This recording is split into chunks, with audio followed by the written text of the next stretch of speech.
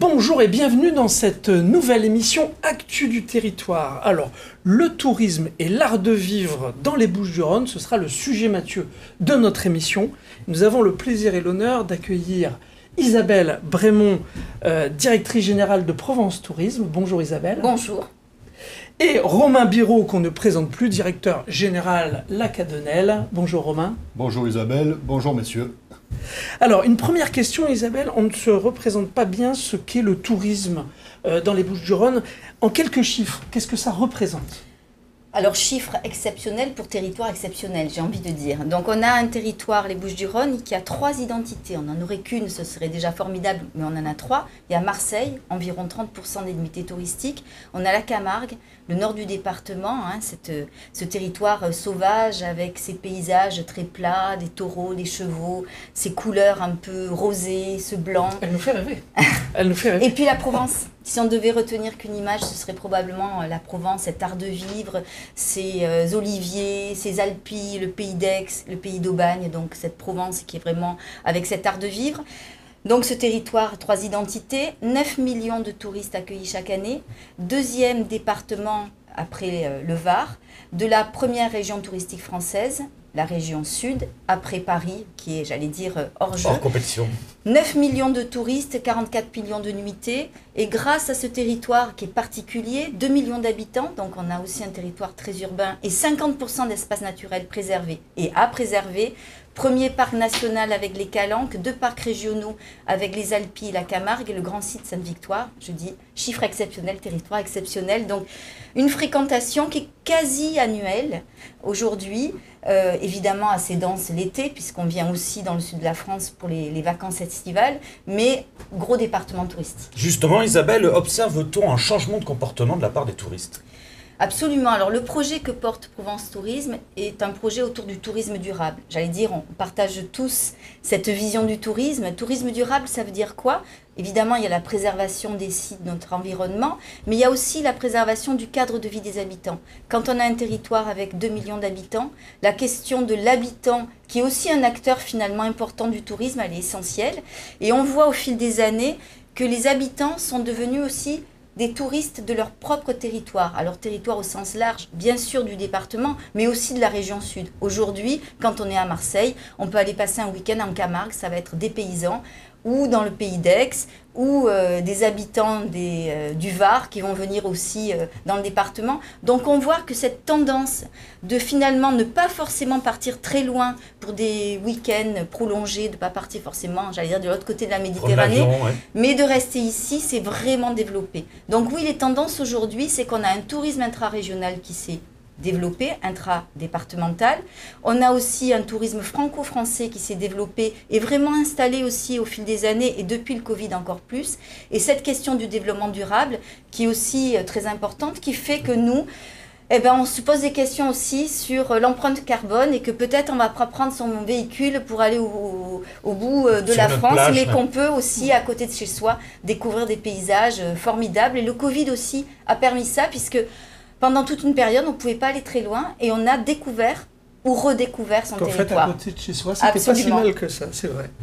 Alors, Romain, j'aimerais que vous nous parliez d'un événement qui s'appelle le Street Food Festival. Qu'est-ce que c'est et quelle est votre implication dans ce...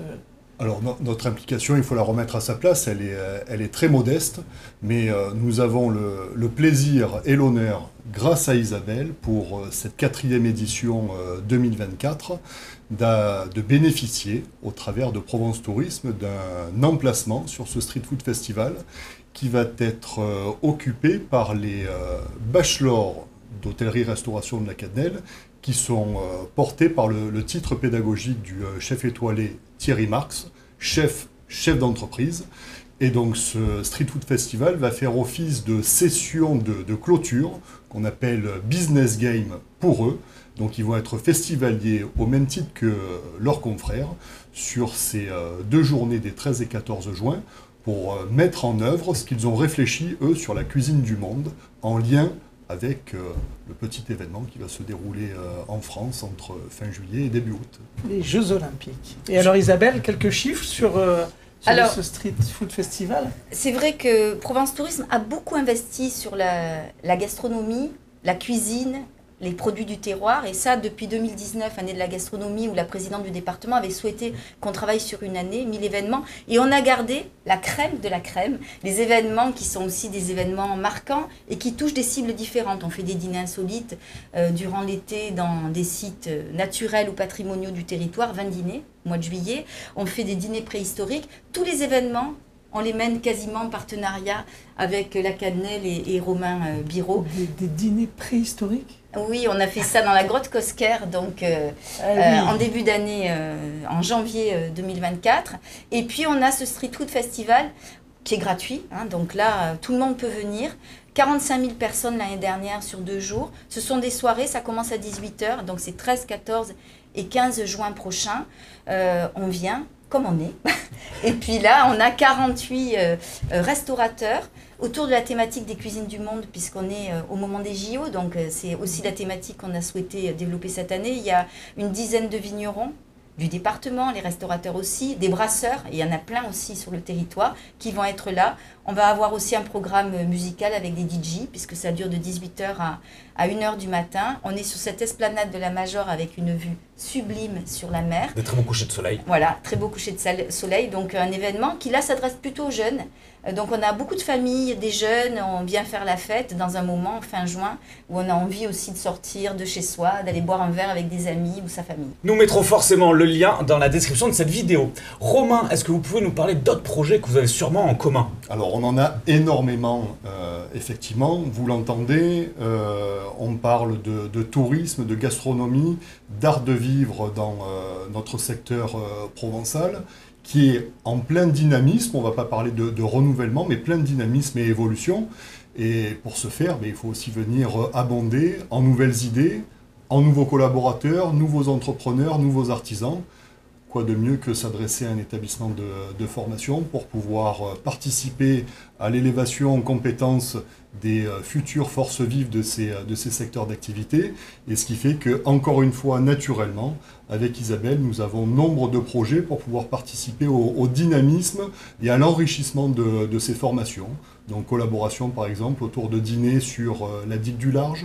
On parlait tout à l'heure de lieux emblématiques, patrimoniaux, sur lesquels il est aussi important d'amener des jeunes pour pouvoir les accompagner à la découverte de leur territoire.